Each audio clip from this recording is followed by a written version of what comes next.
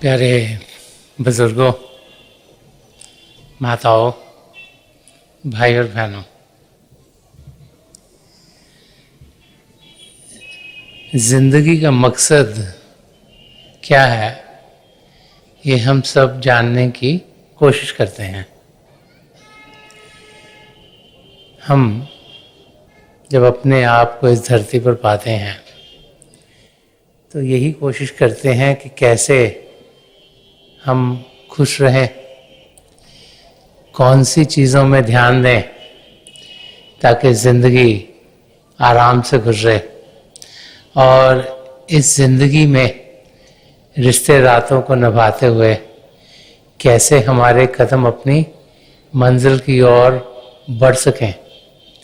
इस और हम सबका ध्यान ज़िंदगी में ज़रूर पड़ता है, क्योंकि हम अपने आप को सिर्फ बाहरी रूप में देख पाते हैं। तो हम सब अपने आप को शारीरिक रूप में ही समझ बैठते हैं। इस शरीर को आराम दें, शरीर तंदुरुस्त रहे, शरीर को कोई तकलीफ ना हो, उस किस्म की ज़िंदगी इंसान जीना शुरू कर देता है। वो सोचता है कि जो सहूलियत इस शरीर को चाहिए, अगर वो उसे मिलेगी तो फिर हम सुख चैन से ज़िंदगी गुजार सकेंगे। और जैसे जैसे ज़िंदगी गुजरती है तो हम ये देखते हैं कि चाहे शरीर हमारा तंदुरुस्त हो, लेकिन तकलीफ़ें और किस्म की लगता है हमारी ज़िंदगी में आ गई।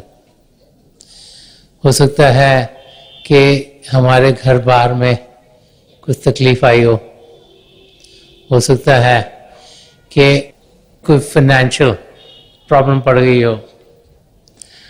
हो सकता है जहाँ हम रह रहे हों वहाँ कुछ और ऐसी हलचल हो गई हो जो हमारी शांति को भंग कर रही है। और आस्ते आस्ते आस्ते हम देखते हैं कि हमारी ज़िंदगी में शरीर के सिवाय और कुछ भी हमें लगना शुरू हो जाता है जिस और हमें ध्यान देना चाहिए। पढ़ लिख कर इंसान कुछ ऐसे प्रोफेशन में पढ़ना चाहता है जहाँ वो कुछ कमा सके, और फिर हम देखते हैं कि अगर कमाई भी अच्छी हो, जॉब भी अच्छा लगा हो या बिजनेस भी अच्छा चल रहा हो, फिर भी लगता है कि तकलीफ़ें कहीं ना कहीं से हमारी ज़िंदगी में ज़रूर आती हैं। इंसान जब इस धरती पर जीता है और जब तक उसका ध्यान शरीर की ओर ही रहता है, वो अपने आप को सबसे अलग समझता है। शक्लें सबकी अलग अलग हैं, बोलने के तरीके भी अलग, चीज़ें समझने के तरीके भी अलग, तो हम अंदर से समझते हैं कि हम सबसे शायद अलग हैं। और महापुरुष बार बार बार हमें समझाते हैं कि असलियत बाहर की जिंदगी का अनुभव करते करते कभी पाई नहीं जाएगी। जब हम किसी महापुरुष के सत्संग में जाते हैं, और आप में से कई भाई बहन जिन्हें हजूर बाबा सावन सिंह जी महाराज या परम संत कृपाल सिंह जी महाराज या दयाल प्रसन्न दर्शन सिंह जी महाराज के सत्संग में जाने का मौका मिला, तो वहाँ पर जाकर हमें समझ में आता है कि शरीर को जान देने के लिए कुछ और भी है।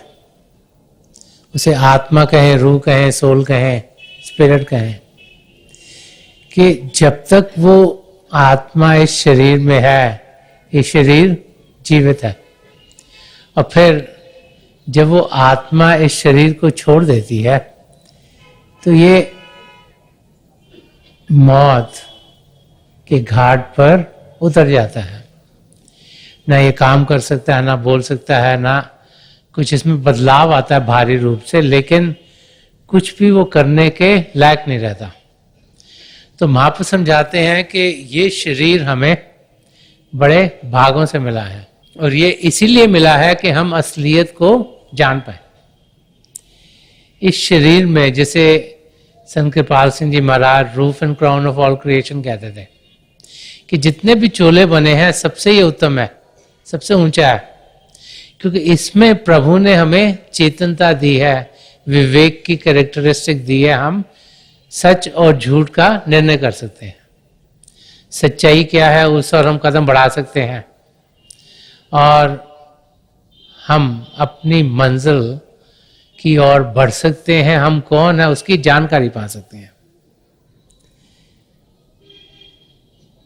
पुराने समय से जो फिलोसफर्स हुए हैं, जो रूहानियत की तरफ कदम बढ़ाते चले गए हैं, जो जिंदगी को समझने की कोशिश करते रहे हैं, वो सब अपने आप को जानने की ओर हमें बढ़ाते चले गए हैं।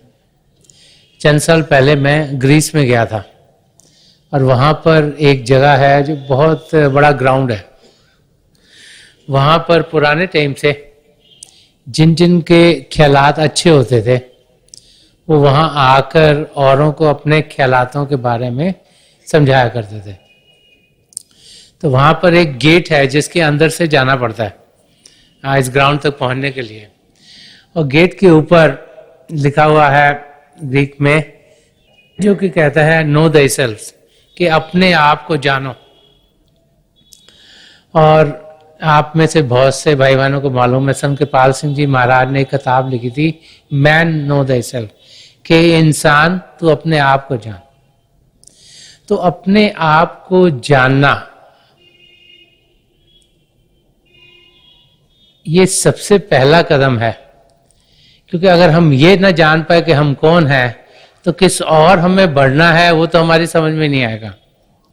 जिसे सेल्फ रियलाइजेशन कहा जाता है, कि अपने आप को जाने, तभी गॉड रियलाइजेशन हो, तभी प्रभु को हम पा सकते हैं। अगर हम यही ना जाने कि हम यहाँ करने के आए हैं, तो फिर किस और हमें कदम बढ़ाने हैं वो तो हमारी समझ में नहीं आएगा। तो अपने आप को जानना वो कहाँ से पाया जाए? जब हम सत्संग में आते हैं तो सच्चाई क्या है उसकी हमें जानकारी मिलती है, और किस और हमने ध्यान देना है वो बार बार बार हमें समझाया जाता है। और जब कुछ हमारी समझ में आता है, तो फिर कैसे हम अपने आप को उस स्तर पे अनुभव कर सकते हैं वो भी समझाया जा सकता है। असलियत में हम एक आत्मा है, और वो आत्मा परमात्मा का अंश है। संत दर्शन सिंह जी महाराज ने बड़े प्यार से समझाया कि वो कौन थे, क्या थे। एक जगह उन्होंने फरमाया है कि नाम है आदमी तो क्या, असल में रूह इश्क हूं। सारी जमी है मेरा घर, सारा जहां मेरा वतन। कि भारी रूप से तो हम इंसान ही कहलाते हैं, लेकिन असलियत में क्या है? एक रूह इश्क जो प्रभु के प्रेम से भरपूर है। प्रभु के हैं प्रेम के महासागर। प्रेम की बुनियाद प्रभु से शुरू हुई। प्रेम के जरिए सारी धरती चलती है, सारी क्रिएशन चलती है। उस प्रेम का अनुभव ये रूह या आत्मा कर सकती है। वो प्रभु के प्रेम से भरपूर है। आजकल के टाइम में, जो कि काफी साइंटिफिक टाइम है, हर एक इंसान चाहता है मुझे कोई प्रूफ चाहिए। तो एक नई फील्ड जो कि पिछले कोई 25-30 सालों से शुरू हुई, जिसे कहते हैं field of near death experiences, कि वो इंसान जो मौत के करीब पहुंचे, जिन्होंने अपने आप को शरीर से अलग पाया। और जब वो शरीर से अलग हुए तो उन्होंने अनुभव किया कि चाहे वो सर्जिकल रूम में सर्जरी करवा रहे थे, या किसी एक्सीडेंट में थे, या एकदम से उन्हें लगा कि वो शरीर से अलग होकर देख पा रहे हैं कि शरीर के साथ डॉक्टर नर्सेस क्या कर रहे हैं, लेकिन उन्होंने ना कोई देख पा रहा है ना कोई सुन पा रहा है। उन्होंने उस शरीर को छोड़ दिया। और फिर बहुतों ने कहा कि वो जो ऑपरेटिंग टेबल की दीवार से गुजरी, और किन्हीं ने कहा कि हम 100-200 मील दूर गए, हमारे रिश्तेदार ये कर रहे थे, दोस्त ये कर रहे थे, और फिर सबने कहा कि हम ऐसी जगह पर पहुंचे जहां बहुत रोशनी थी, इतनी रोशनी कि इतनी हमने कभी देखी नहीं। और फिर कईयों ने कहा कि हमें हमारी जिंदगी के जो इम्पोर्टेंट एस्पेक्ट्स थे, जो खास चीजें हुई थी, वो सब दिखाई दी गई।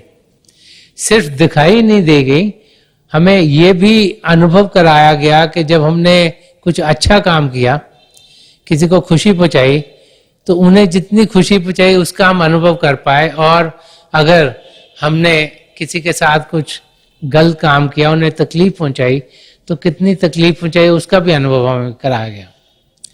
और फिर बहुतों ने कहा कि उन्हें एक बीइंग ऑफ लाइट मिले, रोशनी के फरिश्ते मिले।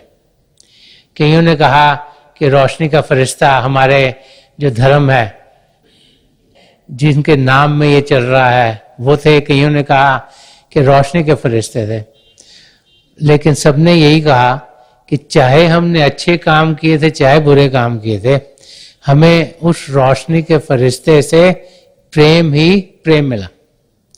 इतना प्रेम कि हमने जिंदगी भर कभी ऐसा पाया ना था। और फिर सबने कहा कि हम उस जगह को छोड़ के वापस आना नहीं चाहते थे। हालांकि कईयों के पत्नियां थी यहाँ, कईयों के पति थे, कईयों के बच्चे थे, कईयों के माँ बाप थे, भाई बहन थे, लेकिन सबने यही कहा कि हम वहां से वापस आना नहीं चाहते थे। लेकिन उनके जाने का समय नहीं था, इस करके वो शरीर में आए। तो जब उन्होंने डॉक्टर नर्सेस से ऐसी बातें की, तो पहले तो सबने सोचा कि इनका शायद दिमाग ठीक से काम नहीं चल रहा, इनको कुछ खराबी हो गई है। लेकिन जैसे जैसे इस किस्म के अनुभव बढ़ते चले गए, तो डॉक्टर्स और रिसर्चर्स ने भी इस पर रिसर्च करनी शुरू करी। तो सबसे पहली किताब इस सब्जेक्ट पर 1978 में आई थी, डॉक्टर रेमंड मूडी की। उसका नाम था लाइफ आफ्टर लाइफ। पीछे एक गैलप पोल हुआ था, 5-6 साल हो गए हैं, तो कहते कि 32 मिलियन लोगों को उस किस्म के अनुभव हो चुके थे। और ये लोग तरह तरह के थे, तरह तरह के धर्मों के, तरह तरह की उम्रों के, कोई मेल्स थे, कोई फीमेल्स थे, कोई बच्चे थे, और जैसे पूरे स्पेक्ट्रम के अंदर हो रहे हों। अब जब हम अपने धर्म ग्रंथों को पढ़ते हैं, तो संतों महात्माओं की जिंदगी प्रभु की रोशनी, प्रभु के शब्द का बयान करती है। और जब शरीर से ऊपर उठते हैं, तो अंदर की दुनिया का हम अनुभव कर पाते हैं, और अंदर की दुनिया रोशन दुनिया है, अंदर की दुनिया प्रेम की दुनिया है। संत दर्शन सिंह जी महाराज ने इस यात्रा के बारे में फरमाया। वो फरमाते हैं कि खाक से ताबा क्या कशां, हमने तो जब किया सफर, इश्क मिला कदम कदम, हुस्न मिला नजर नजर। तो कह रहे हैं कि जब हमने शरीर से उठकर अंदर की दुनिया में कदम बढ़ाए, तो हर एक कदम प्रेम से भरपूर था, और हर एक नजर में खूबसूरती ही खूबसूरती थी। तो अंदर की दुनिया एक जगमग दुनिया है, अंदर की दुनिया प्रेम की दुनिया है। और ये भाई बहन जिन्हें ये नियर डेथ एक्सपीरियंसेस हुए थे, इन्हें भी ये अनुभव हो गया कि जब हम प्रेम देते हैं तो हमें प्रेम वापस मिलता है, और जब हम किसी को तकलीफ देते हैं तो हमें तकलीफें वापस मिलती हैं।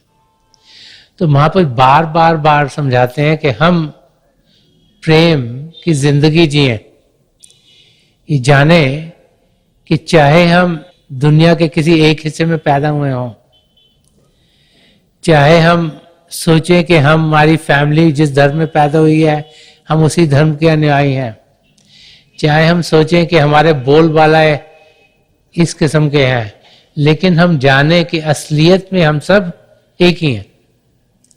एक पिता एकस के हम बारक, कि एक पिता परमेश्वर है, उसी की हम सब संतान हैं। अभी हम सुनते तो हैं, लेकिन अनुभव कितना करते हैं। हम रोजाना देखते हैं भाई भाई के झगड़े हो रहे हैं, माँ बाप में डिफिकल्टीज हो रही हैं, माँ बाप बच्चों में प्रॉब्लम्स हो रही हैं। किस लिए? क्योंकि हम सब अपने आप को अलग अलग अलग अलग समझते हैं। अभी शरीर है, अगर शरीर में देखो तो इसमें कितनी अलग अलग चीजें लगती हैं। अगर लातों की ओर देखोगे तो लातें बाजुओं से अलग बनी है, बाहें एक किस्म से बनी है, लातें एक किस्म से बनी है। अगर सिर की ओर देखो तो सिर में क्या क्या, आंखें अलग, नाक अलग, मुंह अलग। अगर middle part of the body को देखें वो अलग से बनी है। हाथों को देखें तो उंगलियां भी अलग, अंगूठा भी अलग, और कोई दो उंगलियां एक जैसी नहीं है, सब अलग अलग हैं, एक छोटी एक बड़ी एक लंबी। और राइट हैंड और लेफ्ट हैंड की भी उंगलियां देखने में एक जैसी लगती हैं, जोड़ोगे तो कभी बराबर नहीं होती, सबकी थोड़ी थोड़ी अलग है। और ऐसे ही पैर की जो उंगलियां हैं या अंगूठा है वो भी अलग।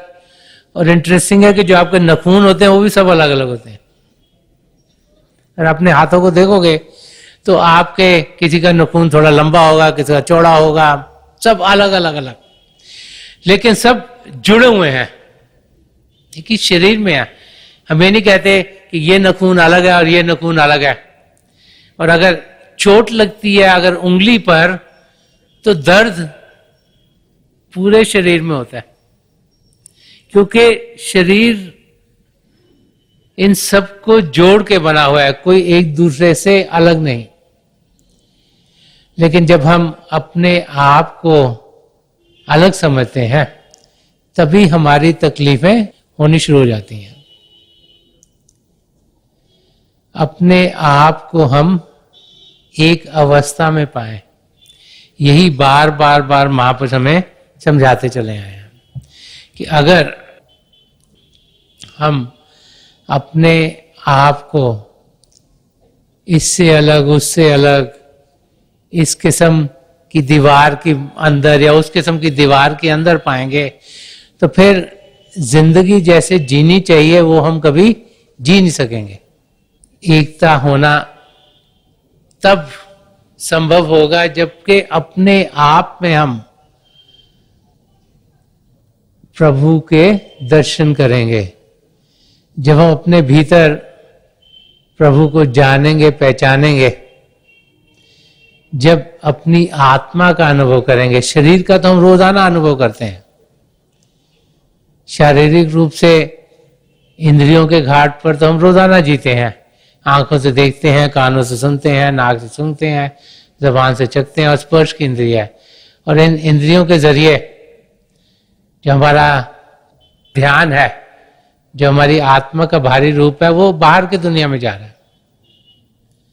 तो हमने उससे आगे बढ़ना है।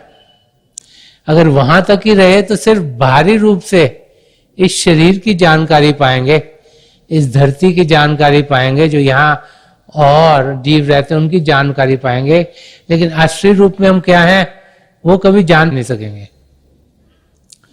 तो शरीर से ऊपर उठना वो अभ्यास से आता है, उसे मेडिटेशन कहें, अभ्यास में बैठे हैं, ध्यान ठिकाना कहें, वो सब अंदर की दुनिया में पहुंच कर ही आता है। और जब उस दुनिया में हम कदम बढ़ाएंगे तो हम देखेंगे कि वो जिंदगी जो असली जिंदगी है, वो जिंदगी जो खुशियों से भरपूर है, वो जिंदगी जो प्रेम की जिंदगी है, वो हमारे अंग संग रहेगी। संत दर्शन सिंह जी महाराज ने एक जगह और फरमाया, वो फरमाते हैं और वो अपनों से जो कतरा के चले हैं, हम वो हैं जो गैरों को भी अपना के चले हैं। हम जब जिंदगी जीते हैं तो हम सोचते हैं कि ये अपने हैं। अपने कौन है?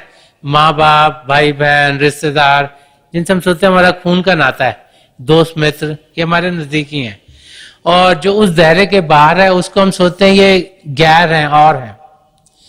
और हमें उस अवस्था में पहुंचना है जहां पर कि हम जाने कि हम सब एक ही हैं। संत कृपाल सिंह जी महाराज बार बार फरमाते थे, एक बनो नेक बनो, कि एक ही का रास्ता इख्तियार करना है, हमने एक पिता परमेश्वर से बनना है।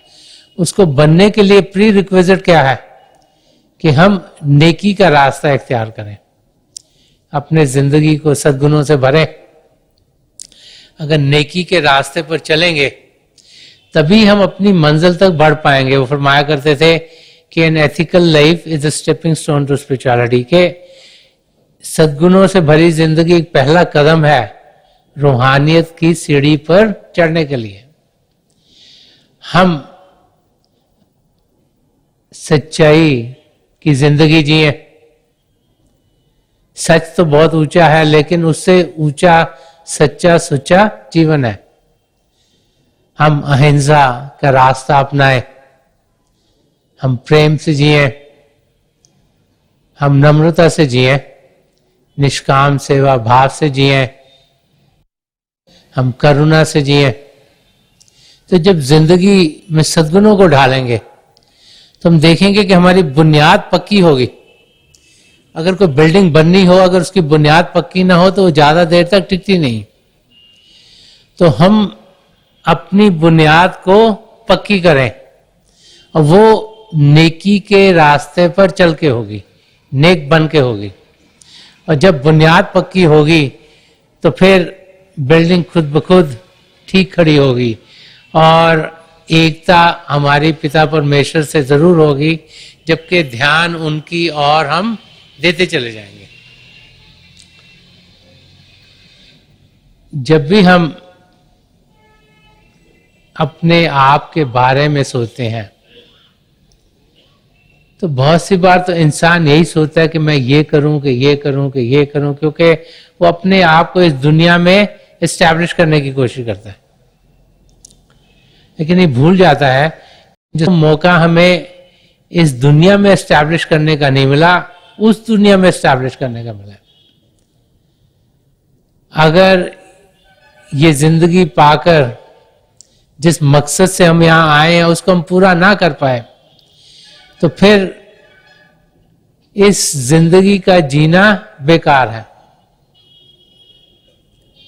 क्योंकि यही एक सुनहरा मौका है। हमारी आत्मा 84 लाख जियाजून में भड़क रही है। ये तो प्रभु ने बड़ी दया की कि हमें मानव चोला दे दिया। अब इस चोले के होने के बाद हमें एक सुनहरा मौका प्रभु ने दिया है कि हम 84 लाख जियाजून से छुटकारा पा सकें। अगर वो कार्य हमारा पूरा ना हुआ और हम फिर से 84 लाख जियाजून में अटक गए तो फिर सब कुछ होते हुए भी कुछ भी पाए बगैर इस धरती से हम चल बसेंगे। इसीलिए इसे एक गोल्डन अपॉर्चुनिटी कहा गया, एक सुनहरा मौका है। और महापुरुष बार बार हमें समझाते हैं कि इस और हम कदम बढ़ाएं। बहुत सी बार हम सोचते हैं कि शायद पिता परमेश्वर को तो वही पा सकते हैं जो कि 24 घंटे कहीं अभ्यास कर रहे हों या किसी आश्रम में बैठे हों या दुनिया को उन्होंने छोड़ दिया हो। लेकिन जो सन्मत का रास्ता है इसे पॉजिटिव मिशन का रास्ता कहा गया। घर गृहस्थी में रहते हुए अपनी रिस्पॉन्सिबिलिटीज को निभाते हुए हम पिता परमेश्वर को पा सकते हैं। हमें ध्यान उनकी ओर करना है। ये वो रास्ता नहीं जो कहे कि हम किसी और के ऊपर डिपेंडेंट हो। हमें अपने पैरों पे खड़ा होना है, अपनी रिस्पॉन्सिबिलिटीज को निभाते हुए पिता परमेश्वर को पाना है। पाया जा सकता है अगर ध्यान हमारा सही डायरेक्शन पर हो। जैसे पंजाबी मुहावरा के हथ कारवल दिल यारवल, कि जब हम कार्य दुनिया के कर रहे हो ध्यान पिता परमेश्वर की ओर हो। इसलिए सिमरन करने को कहा जाता है। सिमरन क्या है? प्रभु के नाम का जाप। क्यों किया जाता है कि ध्यान पिता परमेश्वर की ओर हो? जिस ओर हम ध्यान करेंगे हम वैसे ही बन जाएंगे। और बच्चे को आप इंजीनियरिंग कॉलेज में भेजते तो इंजीनियर बन जाते हैं, अगर अकाउंटेंसी की डिपार्टमेंट भेजोगे तो वो अकाउंटेंट बन जाएंगे। तो जिस और इंसान ध्यान करता है वैसी स्किल्स गेन करता है, वैसे ही वो बन जाता है। और हम पिता परमेश्वर को पाना चाहते हैं, हमें रूहानी रास्ते में कदम बढ़ाने हैं। एक वाक्य सूफिज्म का है। बहुत से परवाने थे, उनकी मीटिंग हुई, उन्होंने मीटिंग की तो उनको रोशनी बड़ी अच्छी लगती थी। तो परवानों ने डिसाइड करा कि रोशनी बड़ी अच्छी लगती है तो इसकी जानकारी ज्यादा पाई जाए। कैसे इसके पता करें कि रोशनी में क्या है? कि जो शम्मा जल रही है बहुत अच्छी लगती है, परवाने को लगा इसका पता करें, हम तो शम्मा को मिलना चाहते हैं, शम्मा के साथ जुड़ना चाहते हैं। तो जो उनका मुखिया था उन्होंने कहा एक किसी को भेजते हैं ताकि वो नजदीक से पता करके आए कि कैसी है शम्मा। तो किसी ने हाथ खड़ा किया कि भाई हाँ मैं तैयार हूं जाने के लिए। तो उन्होंने भेजा उसको, तो गया, ढूंढा ढूंढा, देखा खिड़की के पास बीच में से उसको शम्मा दिखाई दी, रोशनी जल रही थी। उन्हें खिड़की से देखी, देखता रहा, वापस आ गया। फिर ने कहा कि वो रोशनी तो बड़ी अच्छी थी, आसपास उसके तो कोई अंधेरा ही नहीं था और मुझे बहुत मजा आया देख के। तो मुखिया जो बड़ा समझदार था उन्होंने कहा हाँ तुम देख के तो आए मगर वो है कैसी? मुझे तो पता, मैं तो देखा, मैं तो देख के बड़ा मजा आया, मैं वापस आ गया। तो कहा अच्छा किसी और को भेजें, वो थोड़ा और नजदीक जाए कि शम्मा की कैरेक्टरिस्टिक तो पता लगे कि रोशनी ये है कैसी जिसमें हम जाना चाहते हैं।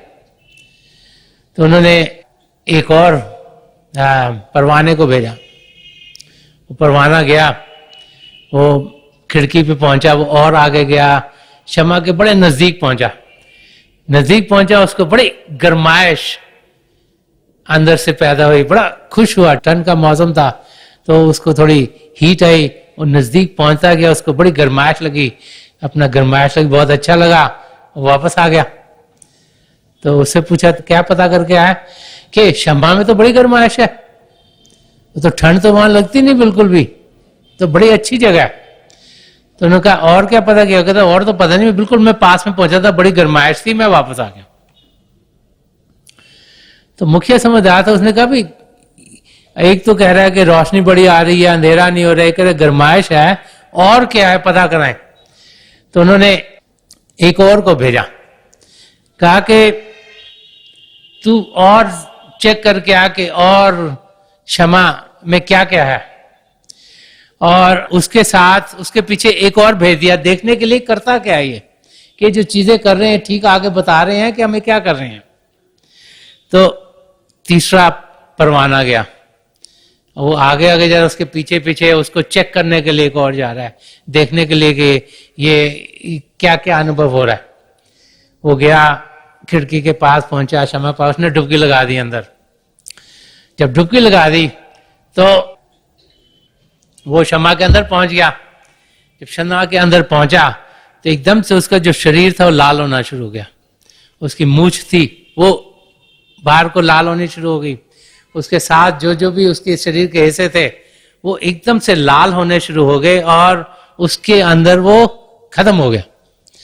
और जो देख रहा था परवाना वो वापस आया और उसने आगे बताया कि क्या हुआ, और सबने यही प्रण लिया कि हम सबको इसी अवस्था में पहुंचना है कि अगर शम्मा को जानना है तो उसे दूर से देख नहीं सकते, उसको नजदीक आके उसकी गरमाइश से ही खाली खुश नहीं हो सकते, लेकिन हमने उसके अंदर डुबकी लगानी है, तभी हम सही तरीके से किस किस्म की वो शम्मा है उसकी जानकारी पा सकेंगे।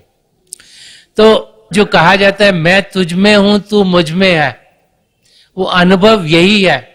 इसके कई एग्जाम्पल्स हिस्ट्री में आते हैं।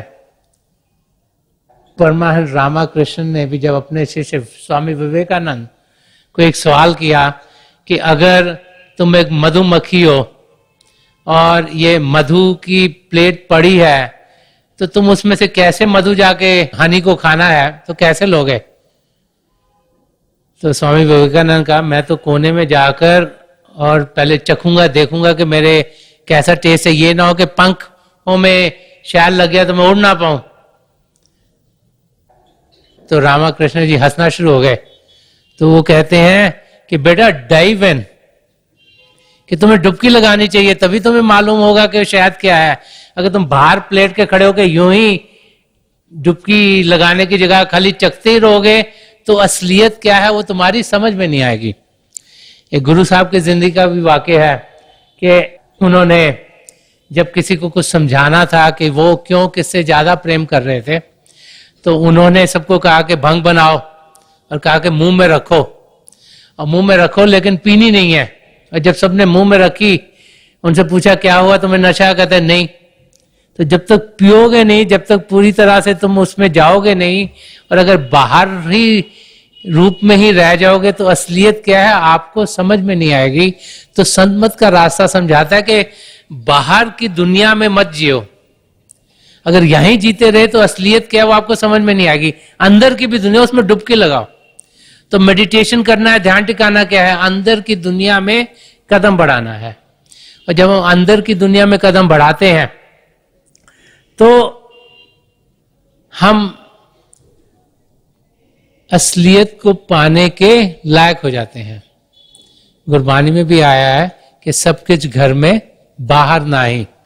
गुरु अर्जन देव जी महाराज यही फरमाते हैं कि सब कुछ घर में बाहर ना ही, बाहर टोले सो बरम बुलाई। कि अगर बाहर की जिंदगी में ही रह गए तो फिर इल्यूजनरी वर्ल्ड, भ्रमों में ही हम पड़े रहेंगे। कि सब कुछ हमारे भीतर है, अंदर की दुनिया में कदम बढ़ाएं ताकि जिस मकसद से हम इस धरती पर आए हैं वो मकसद हमारा पूरा हो। वो मकसद है अपने आप को जानना, वो मकसद है पिता परमेश्वर को पाना, वो मकसद है आत्मा का मिलाप परमात्मा में कराना, वो मकसद है 84 लाख जिया जून से छुटकारा पाना।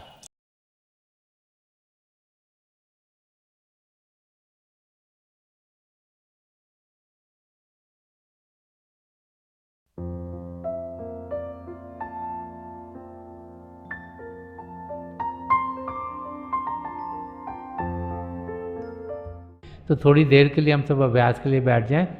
आप जहाँ भी बैठे हैं आराम से बैठिएगा, अपनी आंखें बंद कर लीजिएगा। ये जो आई बॉल्स आँखों के डरने सीधे सामने फोकस हो, जैसे 8-10 सामने आप फोकस हो। आंखें बंद